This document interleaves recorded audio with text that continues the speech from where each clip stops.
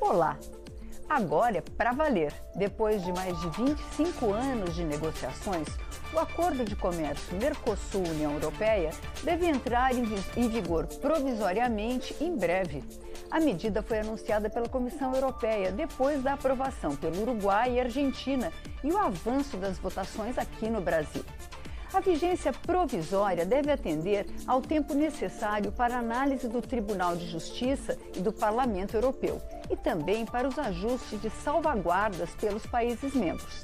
A integração de dois dos maiores blocos do mundo vai criar uma área de livre comércio entre países que têm 718 milhões de pessoas e um PIB de 22,4 trilhões. De acordo com o levantamento da Confederação Nacional da Indústria, até hoje, o Brasil tem acesso, por meio de acordos comerciais, a apenas 8% de grandes compradores globais. Como a União Europeia representa 28% desse grupo, com a entrada em vigor, passaremos a ter acesso facilitado a 36% do comércio global. O que acontece daqui para frente é o tema deste Expressão Nacional, que conta com a participação do presidente do Parlamento do Mercosul, deputado Arlindo Quinalha, do PT de São Paulo, o integrante da representação brasileira no Parlasul e da Frente Parlamentar Pró-Sul, deputado Afonso Mota, do PDT do Rio Grande do Sul, e o coordenador da Frente Parlamentar de Apoio à Integração União Europeia-Mercosul, deputado Fernando Marangoni, do União de São Paulo. Pelo Zoom, nós temos o relator do acordo na Câmara dos Deputados, deputado Marcos Pereira, do Republicanos de São Paulo, que já foi ministro da Indústria, Comércio Exterior e Serviços. E eu queria começar pelo relator desse acordo aqui na Câmara dos Deputados, do Parlamento do Mercosul, deputado Arlindo Quinalha, do PT de São Paulo, o integrante da representação brasileira no Parlasul e da Frente Parlamentar Pró-Sul, deputado Afonso Mota, do PDT do Rio Grande do Sul, e o coordenador da Frente Parlamentar de Apoio à Integração União Europeia-Mercosul, deputado Fernando Marangoni, do União de São Paulo.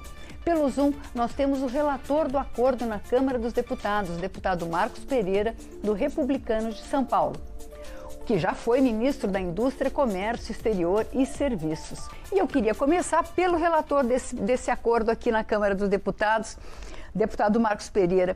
O que o senhor acredita, o que pode acontecer com a entrada em vigor? O que representa para o Brasil esse acordo finalmente funcionando? Muito obrigado, bom dia aos colegas Arlindo, Marangoni, Afonso. Dizer que é uma satisfação poder participar com vocês deste debate. Como você mencionou, Vânia, eu fui ministro de Indústria e Comércio Exterior. Esse acordo é um acordo bastante amplo e importante para o Brasil e para o Mercosul.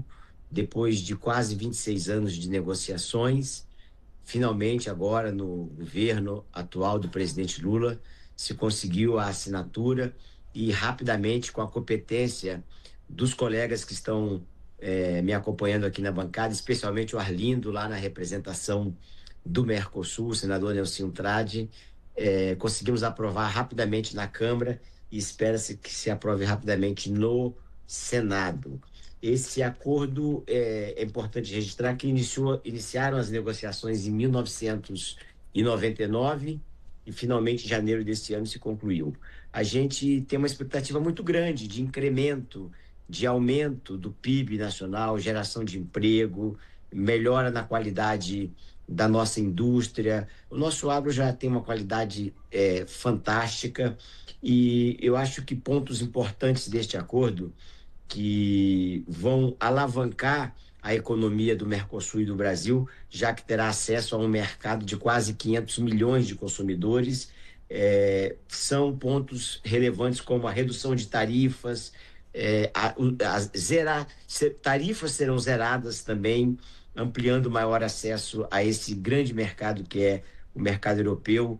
Nós criamos nesse acordo, o Brasil, Mercosul, União Europeia, regras para serviços, para investimentos e compras públicas. Importante também registrar um importante projeto de lei que foi relatado pelo Arlindo Quinalha na segunda-feira passada, anteontem, também de crédito à exportação, que vem junto com esse arcabouço do acordo Mercosul-União Europeia, EFTA e Singapura, dá muito mais potencialidade para que os nossos produtos sejam exportados. Também é importante dizer que fortalece padrões sanitários, esse acordo, ambientais, industriais, insere o Brasil em cadeias globais de valor mais sofisticados, o que dará, com certeza, um upgrade, uma melhora na qualidade das nossas indústrias e dos nossos produtos aqui produzidos. Estimula também transferência tecnológica, inovação e integração produtiva. Eu citaria esses 4 pontos como os mais relevantes de forma macro, evidentemente sem excluir a oportunidade de voltar aqui falando de outros temas e outros pontos mais específicos, inclusive com números.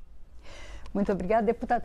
Eu esqueci de agradecer a presença dos senhores. A gente está tão interessado nesse assunto ultimamente aqui no Congresso, a gente está tão envolvido nessa questão. Deputado Afonso Mota, o senhor é de um estado que tem tanto a agricultura quanto a indústria são exportadoras. Como é que o senhor vê isso? Qual vai ser o impacto desse acordo para o Brasil? Primeiro, eu também não posso deixar de dar minha saudação ao deputado Marcos Pereira, parceiro, líder, ao nosso líder lá no parlamento do Mercosul. Tenho a honra de compartilhar com Arlindo Chinaglia, né, nossa inspiração, também trabalhando muito para a efetividade desse acordo, e para o nosso deputado Marangoni, também parceiro, companheiro, que ocupa um espaço importante de liderança nessa atividade. Eu, mais do que ser do Rio Grande do Sul, tenho a honra de ser nativo da fronteira oeste do Rio Grande do Sul. A fronteira oeste do Rio Grande do Sul compartilha com a Argentina e com o Uruguai uma fronteira diversa. Em primeiro lugar, uma parte, a fronteira com o Uruguai, é uma fronteira que só tem uma sinalização.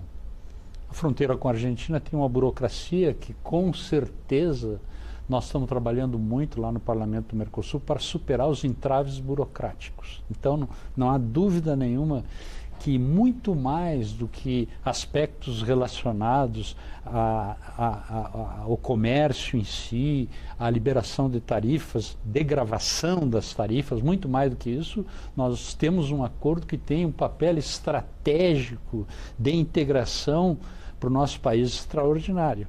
Esse papel estratégico, ele não se limita aos interesses dos países, não se limita aos aspectos públicos, né, às relações diplomáticas, né. Muito mais do que isso, ele cria uma condição, inclusive para o setor privado, de criação de valor nunca antes conquistado, né. A União Europeia, evidentemente, já é o segundo parceiro do Brasil, mas claro que o setor privado, né, tanto os fornecedores das commodities, que é a nossa vocação ali do Rio Grande do Sul, por excelência, carnes e grãos, né, como os empreendedores industriais vão ter uma oportunidade singular de poder efetivamente realizar um comércio que já é realizado hoje com outra perspectiva de muita realização, porque a criação de valor na atividade empreendedora,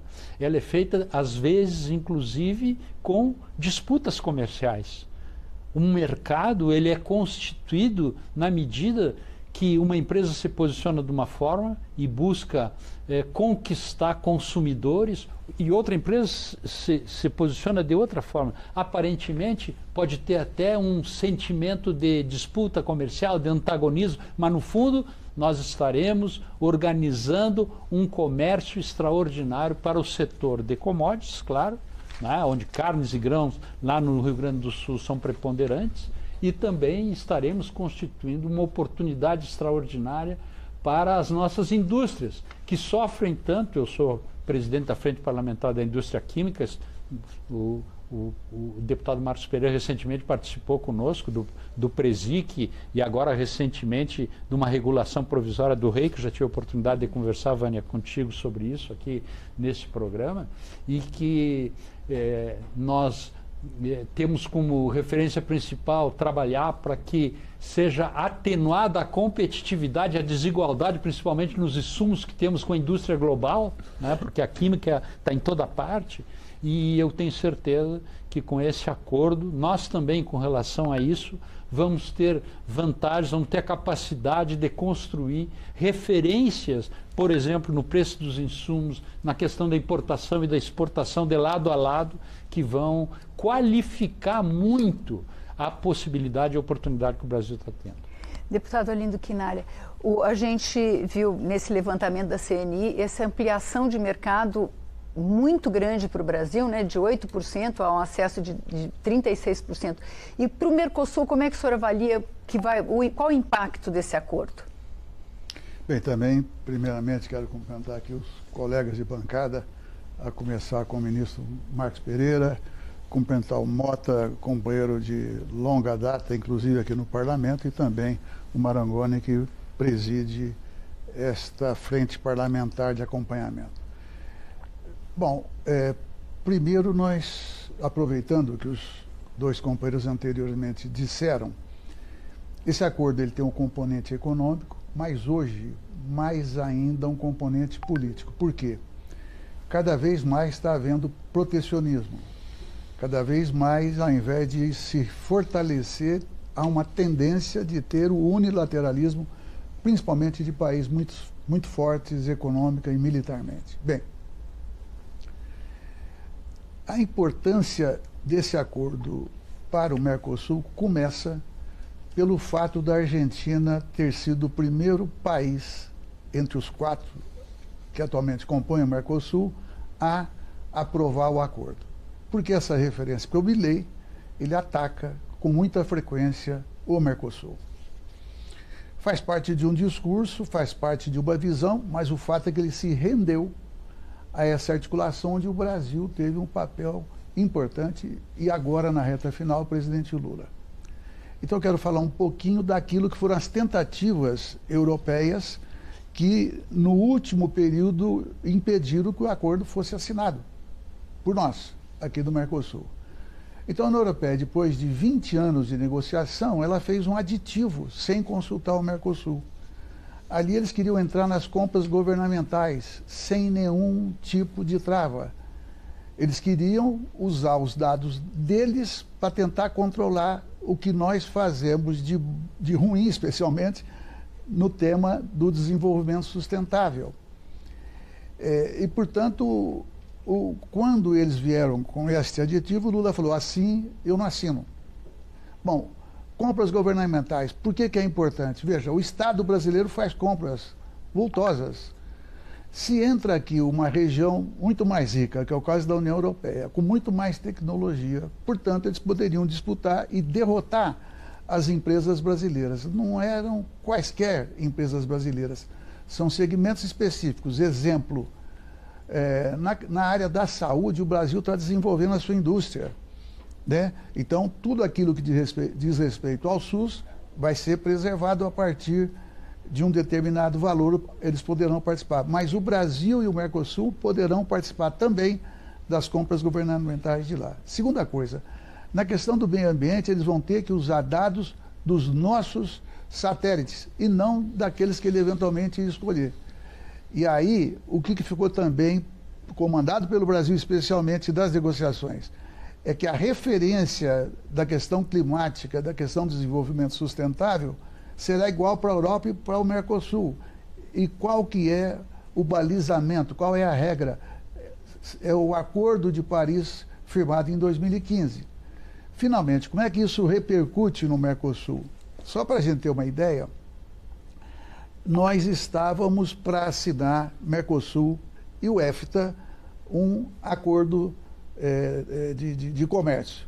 A EFTA ficou preocupada de ficar para trás se a União Europeia assinasse primeiro. E o EFTA é Suíça, Noruega, Liechtenstein e Islândia. E foi assinado esse acordo. Ao mesmo tempo, está se retomando acordos que estavam dormindo, tipo Japão, tipo Coreia do Sul. Está havendo um aprofundamento do acordo com a Índia, então tem uma dinâmica, um dinamismo aqui para o Mercosul.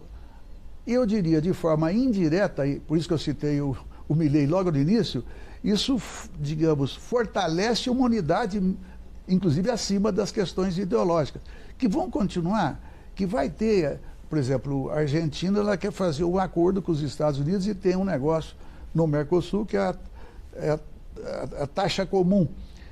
Enfim, e finalmente, como o sentido geral do acordo é a desgravação, ou seja, as tarifas de importação ou de exportação tendem a zero, só para que todos tenham a dimensão. Com a assinatura do acordo, 95% das tarifas de exportação brasileiras deixarão de pagar impostos. Uns com mais rapidez, outros nem tanto. Mas, para se ter uma ideia também, a indústria brasileira, porque a gente se habituou, de certa maneira, a ouvir até falar que nós exportamos os produtos primários. É verdade, mas para a União Europeia, a exportação brasileira em produtos semifaturados,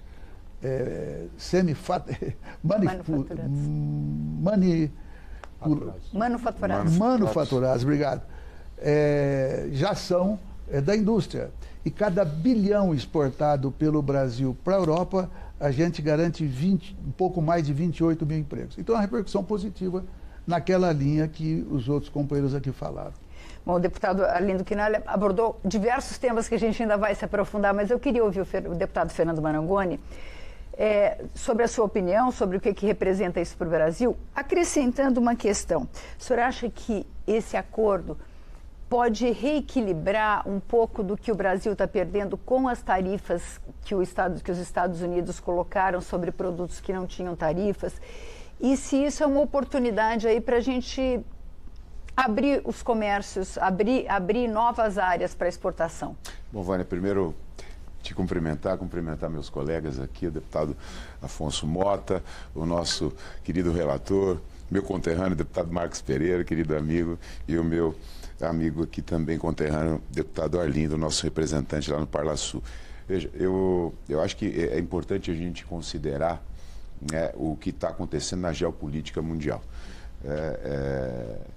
Porque há 26 anos, como o nosso colega Marcos Pereira vem trabalhando, o Arlindo também, há muitos anos aqui nesse acordo, porque agora a União Europeia decide assinar rapidamente esse acordo, a gente iniciando uma aplicação provisória aqui com redução de tarifa, regra de origem, enfim, facilitação aduaneira, é um pouco do que a gente tem que olhar do que está acontecendo hoje no mundo, né? Não só a guerra da Ucrânia, a crise da Europa com os Estados Unidos, isso coloca a Europa numa posição de muita pressão geopolítica, né?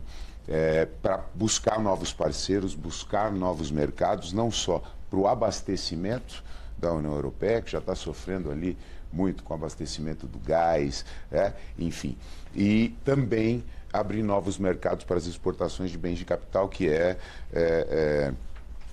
preponderante desse comércio da União Europeia com o Mercosul, em especial com o Brasil. É importante deixar claro aqui que esse acordo União Europeia-Mercosul, o Brasil responde a 80% desse fluxo comercial, né? Então, para a gente é extremamente importante esse acordo. O Brasil tem hoje, e o Mercosul, mais em especial o Brasil, uma oportunidade muito grande de avançar, né? Não só no fluxo comercial, mas também, como o meu colega deputado Marcos Pereira colocou aqui, nessa troca e nessa inovação da indústria nacional. E o mercado hoje, a gente está falando de um mercado de aproximadamente 111 bilhões, esse fluxo comercial entre Mercosul e União Europeia, né? Bem equilibrado do ponto de vista de valores, porém ainda é uma relação muito assimétrica. E eu acho que o Brasil tem um papel importante para reduzir essa assimetria, porque enquanto nós estamos, o volume de exportação do Brasil para a União Europeia e do Mercosul como um todo, nós estamos falando de commodities, a gente importa bens de capital com valor agregado muito maior. Então, eu vejo o acordo com muito otimismo. A frente parlamentar foi constituída aqui para que a gente acompanhe a implementação desse acordo. Eu acho que a aplicação provisória foi uma grande sacada, Arlindo, a gente começar deputado Marcos, com essa aplicação provisória, porque isso vai reduzir a pressão política, né, dentro da própria União Europeia, para que a gente tenha, de fato, esse acordo implementado em todos os seus termos aí ao longo do tempo. Deputado Arlindo, a gente está falando, o governo tem discutido, o vice-presidente e ministro do Comércio e Indústria, Geraldo Alckmin, já anunciou que o governo está discutindo salvaguardas para alguns setores. Quais são esses setores e o que a gente pode esperar dessas salvaguardas? A gente sabe que a Europa está implementando cotas. Quais são os setores que mais podem ser protegidos ou que precisam de proteção nesse momento? Primeiro vamos registrar que a União Europeia, recentemente, divulgou as salvaguardas para a União Europeia. Salvaguarda, primeiro, que não é automático você acioná-las facilmente. Então tem que ter um prejuízo grave, depois vai ter uma investigação com a participação das partes interessadas e, portanto, isso é um processo que pode durar até 4 anos. Então, salvaguarda não é efeito imediato, não é morte súbita. Bom, o primeiro setor que ponderou e que comentou a questão das salvaguardas da União Europeia e defendendo que houvesse salvaguardas aqui do Brasil também foi o agro. Mas as salvaguardas, na minha percepção, elas servem para serve para tudo aquilo que contempla o acordo. E aí, quando nós temos as salvaguardas, então vamos trabalhar a ideia da reciprocidade. Eles não podem nos atrapalhar contrariando aquilo que nós entendemos do acordo. Nem tampouco nós vamos contrariar. E o outro aspecto que eu diria é mais forte até do que as salvaguardas é o chamado mecanismo de reequilíbrio ou de equilíbrio. Por quê? Se você faz um acordo e ali está tudo mais ou menos amarrado, todos os países têm cláusulas ofensivas, ou seja, quer aumentar a sua participação, e defensivas que ele quer impedir. Bom, então, com esse mecanismo de reequilíbrio, nós estamos preservando a soberania nacional e nós estamos garantindo que o acordo ele tem que valer tal qual foi negociado. Ajustes haverão. Então, na minha percepção, salvaguarda pode servir para várias circunstâncias e, nesse sentido, cobre qualquer área. O agro aqui no Brasil chiou rapidamente e foi uma tratativa do Ministério de Relações Exteriores e o Ministério de Indústria e Comércio que trataram e agora está sendo finalizado, inclusive foi anunciado pelo vice-presidente e ministro Geraldo Alckmin. Deputado Marcos Pereira, o presidente Hugo Motta, quando da aprovação desse projeto, ele falou que o Congresso estaria atento aos direitos dos produtores brasileiros e o senhor colocou no parecer a previsão de que qualquer mudança, qualquer ameaça aos direitos dos brasileiros, do setor produtivo brasileiro, teria que passar pelo Congresso. Como é que o senhor acha que o Congresso pode defender o setor produtivo do país? Como é que o senhor vê essa questão da salvaguarda, de defesa dos nossos interesses?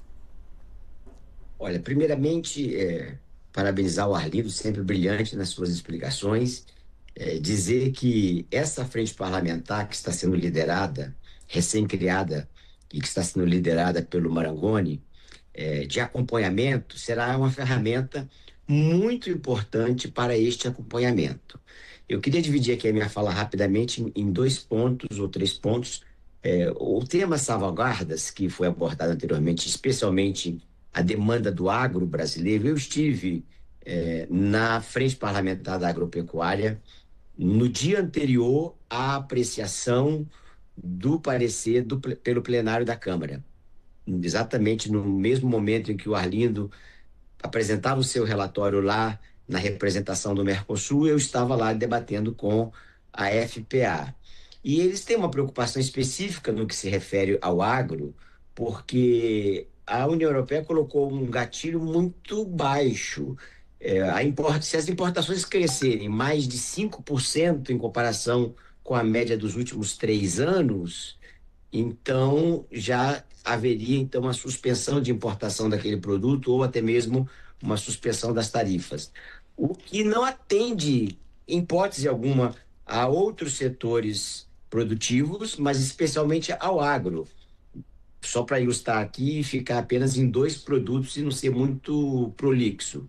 Milho, por exemplo, de 2024 para 2025, aumentou em 94% o volume de importação pela União Europeia do milho brasileiro. Carne bovina in natura aumentou em quase 74% de 2024 para 2025. Isso para citar apenas 2 produtos, eu teria aqui uma dezena de produtos para citar que ultrapassa demasiadamente esse percentual de 5%. O que foi pedido, então, pelo agro, como o Arlindo muito bem colocou, que o governo brasileiro faça um decreto e principalmente baseado no princípio da reciprocidade e na lei de reciprocidade econômica que nós aprovamos no parlamento recentemente, para dar equilíbrio, para que haja também a proteção do nosso lado. O vice-presidente Geraldo Alckmin, eu estive com o presidente Hugo Motta na tarde de quarta-feira passada, minutos antes de começarmos a apreciação da matéria pelo plenário da Câmara. Eu estive com o presidente Hugo Motta, com o líder do governo, deputado Zé Guimarães, lá com o vice-presidente, ministro Geraldo Alckmin, e ele nos prometeu que enviaria à Casa Civil a minuta desse decreto que já vinha sendo negociado entre a FPA e o governo brasileiro. E no dia seguinte, na quinta-feira, o MDIC, Ministério do Desenvolvimento, Indústria e Comércio, encaminhou junto com o MRE, Ministério das Relações Exteriores, à Casa Civil. Essa minuta de decreto está na Casa Civil, a expectativa é que ela seja publicada, esse decreto seja publicado nesta semana ainda, no mais tardar na semana que vem.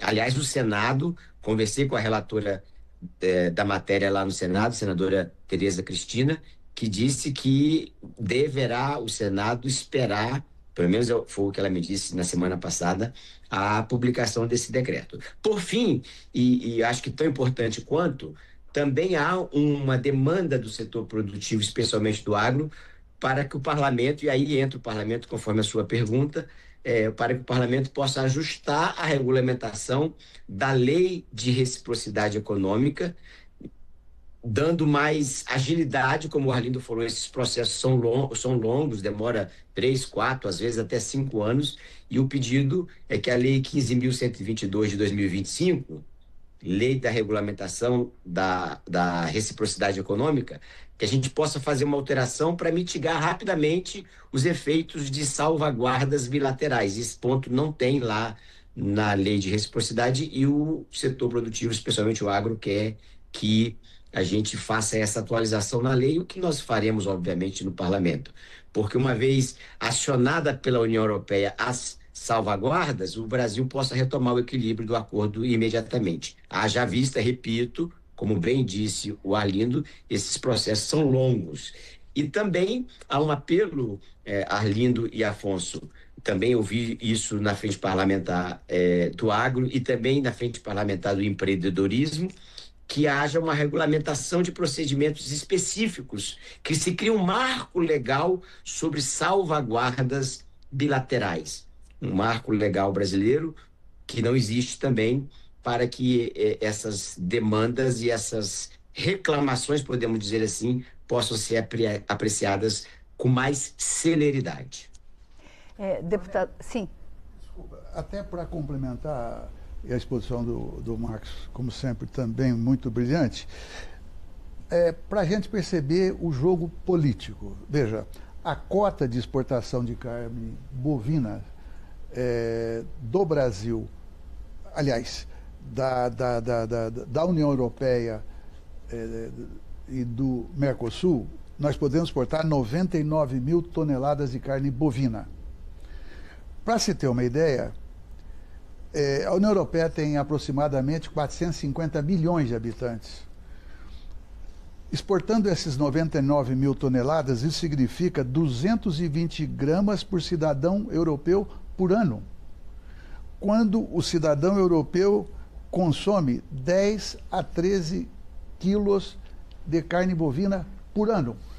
Então, existe aí uma disputa política, né, que não tem nenhum respaldo, digamos, numa hipotética invasão do Mercosul para a União Europeia. Então, eu acho que esses números nos mostram que a gente não pode, eu diria, se preocupar com o trovão, né? A gente tem que ter preocupação com o raio. Então, eles ficam tensionando, eu diria, onde eu não posso excluir, enquanto análise, que todo o alarido do agricultor francês não tem a ver exatamente com aquilo que nós vamos exportar. Tem a ver, possivelmente, com mais subsídios que o setor agrícola pega lá e pega aqui também. Isso para dizer, então, que nós vamos lutar para aumentar essa nossa cota de exportação de carne para a União Europeia. Um setor que tem muito menos importância econômica para a França, como o senhor citou, do que esse setor tem no Brasil. Deputado Marcos Pereira, o senhor estava querendo fazer, eu vi um sinal? Não? Só uma frase rapidamente, para corroborar também com o que o Arlindo está falando. O governo brasileiro retomou as negociações, e junto com a Argentina, em julho de 2016, em Xangai, no reunião de ministros de comércio do G20, tivemos a primeira reunião da retomada das negociações, que ficou paralisada por um tempo, muito por conta da inércia da União Europeia, pela resistência da Irlanda e principalmente da França, dos agricultores franceses. E eu me lembro muito bem da minha primeira conversa com Cecília Malmström, lá em julho de 2016, repito, em Xangai, numa reunião de ministros de comércio do G20, juntamente com o ministro da produção da Argentina, à época, Francisco Cabreira. E o nosso pedido, Arlindo, na época, era que se incluísse carne bovina e etanol, porque naquela altura das negociações eles não estavam aceitando nada, era zero de cota. E como o Arlindo falou, 200 gramas, eu li recentemente um comentário num jornal que é um hambúrguer por ano. Então, realmente é um protecionismo e é político esse debate, que levou, inclusive, às manifestações dos agricultores invadindo, entre aspas, as ruas de Paris com os tratores e a judicialização recente lá no mercado europeu. Bom, eu agradeço demais a presença do deputado Marcos Pereira. Já explico, ele vai ter que se retirar, ele tem outros compromissos, mas eu agradeço eu ter tirado esse tempo para vir aqui conversar conosco, deputado. Muito obrigada. Muito obrigado. Só para justificar, os colegas sabem, nós estamos começando nessa semana aí uma janela partidária e como presidente nacional de partido, desde semana passada, a minha vida é atender deputado. Arlindo, Afonso e Marangoni estão convidados também para estar comigo para tomar um cafezinho. Muito obrigado. Um abraço. Muito obrigado. Um abraço, gente. Obrigado. Até logo. Muito obrigado, deputado. Deputado Marangoni, essa frente recém-criada aqui no Congresso, tradicionalmente, o Poder Executivo é que fica encarregado desses acordos, o Congresso aprova os acordos ou rejeita, mas o que o senhor acha que pode inovar nesse sentido? O que as frentes parlamentares ligadas ao comércio exterior podem ajudar? O deputado Marcos Pereira citou diversas legislações que vão precisar ser elaboradas. Como é que o senhor acha que vai ser esse trâmite? Bom, eu acho que, como muito bem colocado aqui pelo deputado Marcos e pelo deputado Arlindo, né, a gente, veja, a União Europeia hoje se preocupa muito com o protecionismo global, né, mas está acenando ações protecionistas cada vez mais, como a gente agora está vendo os movimentos dentro da França e etc. Os números que o Arlindo coloca e que o deputado Marcos Pereira coloca é extremamente importante e interessante para que o Brasil esteja atento. Eu acho que esse é o papel da frente, o papel do Congresso, né? Para que a gente não seja, nesse acordo União Europeia-Mercosul, simplesmente um ponto de abastecimento para a União Europeia naquilo que ela entende que ela precisa, o que está faltando. O meu fluxo comercial do milho, por exemplo, com os Estados Unidos, reduziu. Eu vou me socorrer aqui do Brasil ou do Mercosul, né, para que isso não seja um acordo que satisfaça unilateralmente só a União Europeia. Então, acho que o papel da frente é esse. As salvaguardas, me preocupam as medidas de salvaguarda, né? Porque se a União Europeia começar a se utilizar de forma recorrente das medidas de salvaguarda, nós vamos aí acabar rasgando o acordo, e esse acordo vai virar mais uma disputa, né, de quem leva mais aquilo que quer. Então, o Brasil tem que ter mecanismos, o que o Marcos Pereira e o que o Arlindo colocam é importante. Esse mecanismo de proteção do comércio internacional, do comércio exterior, tem que estar na mão do governo, porque ele tem que ter celeridade, né? A exemplo dos impostos de importação e exportação, que são impostos regulatórios, que não estão submetidos, por exemplo, ao princípio da anterioridade, porque são ferramentas que o governo tem que ter para proteger a indústria nacional, mas a proteção da indústria nacional não pode ser, ela não pode, de ambos os lados, jogar por terra um acordo que tenha a oportunidade de ser a maior zona de livre comércio mundial, fechada entre dois blocos. Então, temos muita lição de casa, por isso a Frente Parlamentar para acompanhar a implementação desse acordo. Deputado Afonso Mota, um dos mecanismos que a União Europeia tem colocado como um possível controle às exportações brasileiras do Mercosul é a questão do Regulamento Europeu de Desmatamento, né? A exigência é que cada produto que chegue tenha uma certificação de origem, né? Que se possa saber se ela veio daquela região que não foi desmatada. O senhor acha que, contrariamente à expectativa de talvez isso dificultar um pouco, que também é uma chance de definitivamente do Brasil dar um salto nessa área, nessa questão ambiental? Sem dúvida, Vânia, mas eu queria antes fazer um registro, uma referência com relação ao debate antecedente, né? E valorizar muito. Sabe que nós lá na fronteira oeste do Rio Grande do Sul, nós temos a figura do doble chapa. É um cidadão que reside de um lado, do lado brasileiro, e que é tratado do lado de lá, na questão da cidadania, como se cidadão fosse. Isso aí é um vínculo que se estabelece. E esse vínculo, para mim, é a demonstração clara de que a dimensão do acordo é uma dimensão que vai alcançar a população dos países e vai dar efetividade na relação comercial a partir de um sentimento de cidadania, de um sentimento institucional, de um sentimento político, como foi colocado aqui.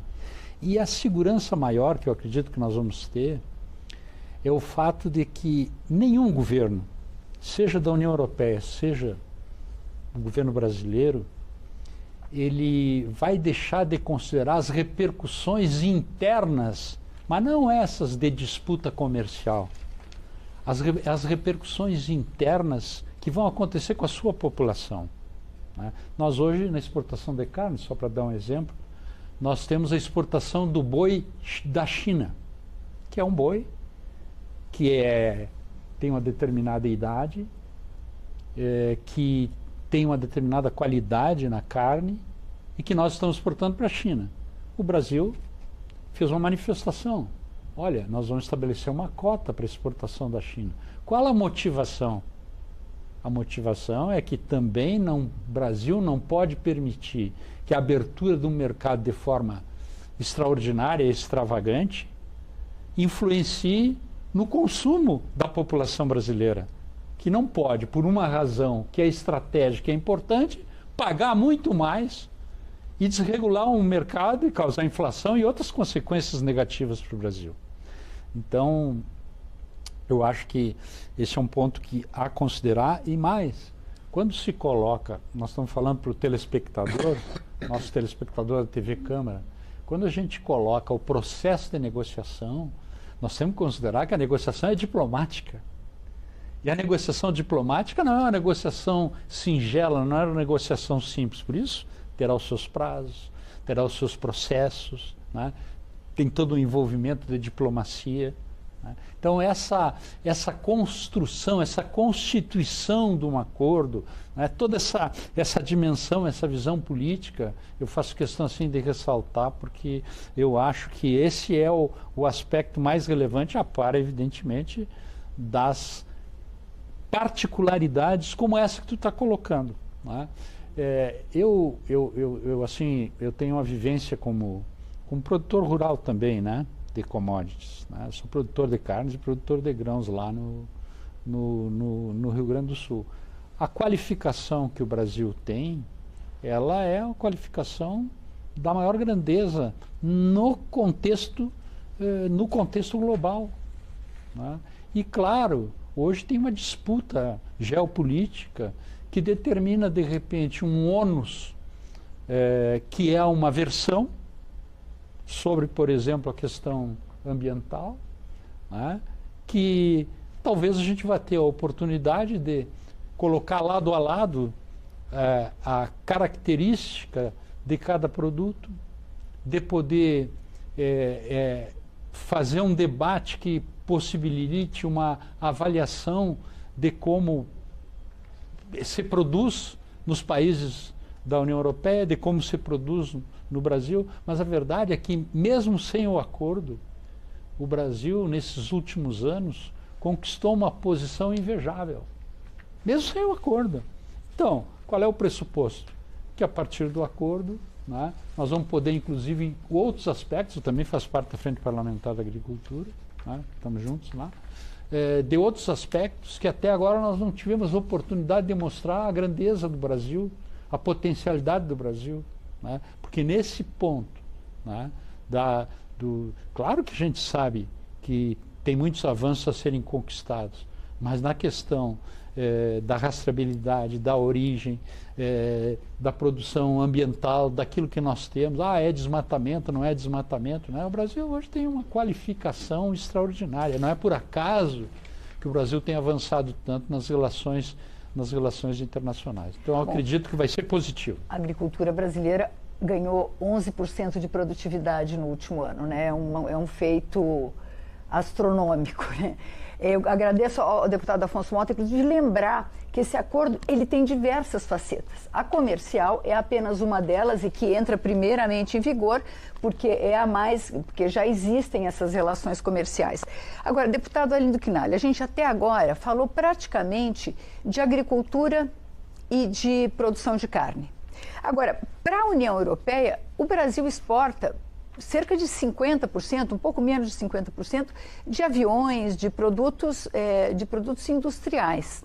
Eu queria saber como é que o senhor vê essa discussão que houve no plenário, quando da aprovação, de parlamentares que se mostraram contrários ao acordo, porque a gente perpetuaria um papel de exportador de commodities, de exportador de produtos primários e prejudicaria a nossa indústria, a gente ficaria para sempre como um país não industrializado. Como é que o senhor vê essa discussão? É um raciocínio completamente, eu diria, frágil e equivocado de quem formulou dessa maneira.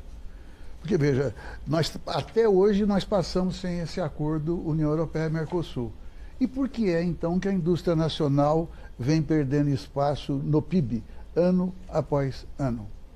Ou seja, o fato de fazer o acordo, no mínimo, nos dá uma chance.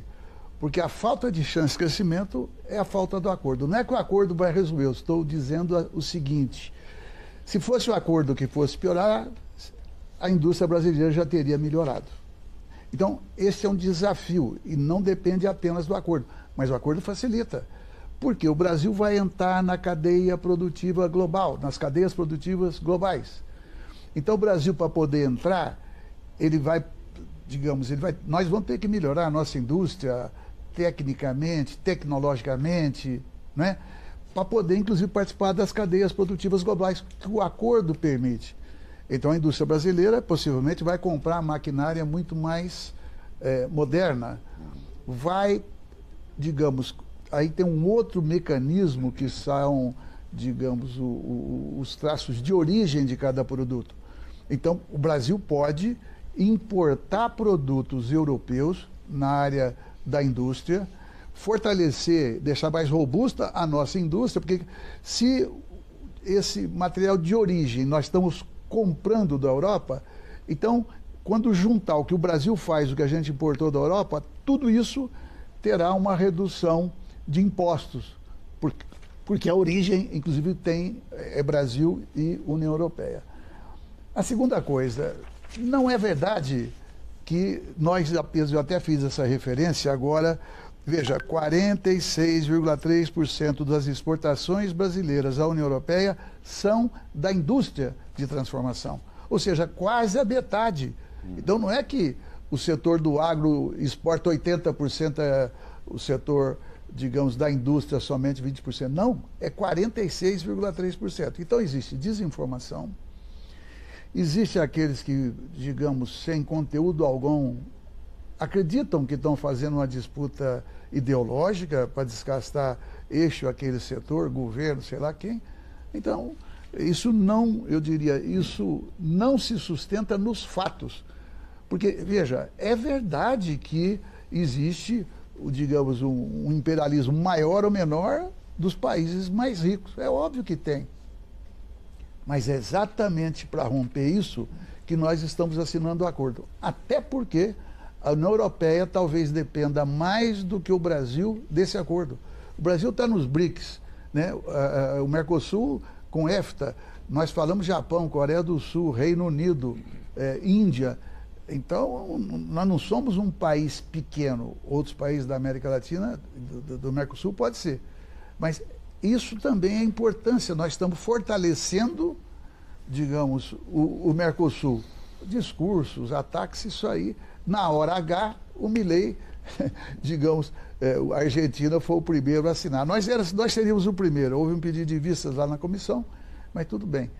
Então, e outra coisa, fez parte da nossa estratégia de agilizar a assinatura e de viagens que nós fizemos no Parlamento Europeu, seja em Bruxelas ou Estrasburgo, eu propus e presido uma comissão temporária de acompanhamento do acordo. Então, nós ganhamos o debate, né? E, portanto, eles agora sabem também como estão lidando, porque durante um tempo aqui, os parlamentos nacionais do Mercosul, nós não sabíamos nada. O parlamento do Mercosul também nós não sabíamos nada. Por quê? Porque a Constituição da Unidade Europeia, né, ali tem um parlamento e ali tem o Conselho e, portanto, ali a informação fluía muito rapidamente. Então, foi um esforço nosso, dos deputados, aqui. Então, o Mota vem participando, ultimamente também o Marangoni, mas o fato é que nós tivemos, eu diria, uma atuação que permitiu a gente, digamos, consolidar as nossas convicções. Deputado Afonso Mota, a gente começou o programa com o professor citando as questões da indústria química, né, de todas as mudanças que estão se fazendo no sentido de aumentar a competitividade. A indústria brasileira consegue competir, consegue ser significativa no meio desse acordo? A gente tem condições de avançar? A indústria brasileira, nesse estágio, eu diria assim, vem tendo algumas conquistas. Tem um programa que é conteúdo prioritário do governo federal, liderado pelo ministro e vice-presidente da República, Geraldo Alckmin. Isso tem diria assim, um ativismo importante de valorização da indústria brasileira.